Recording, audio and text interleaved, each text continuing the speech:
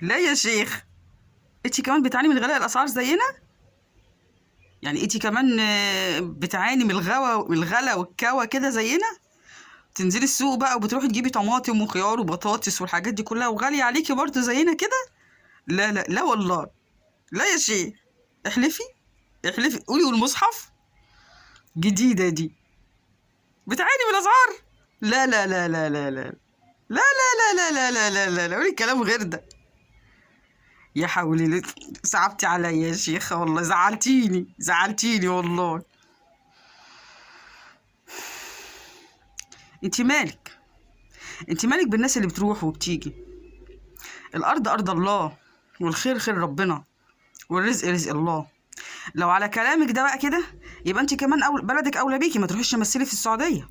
وبعدين في مصريين في جميع انحاء الكره الارضيه بيشتغلوا وبيكدوا. الارض ارض ربنا، واحنا طول عمرنا شعب كريم ومضياف. عيب لما تقولي الكلام ده. هما بلدهم فيها حرب، هيروحوا فين؟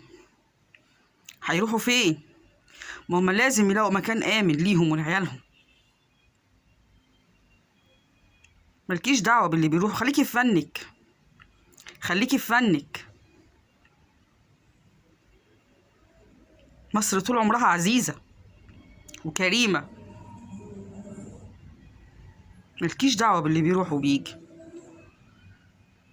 بس انتي بتعاني من غلاء الأسعار؟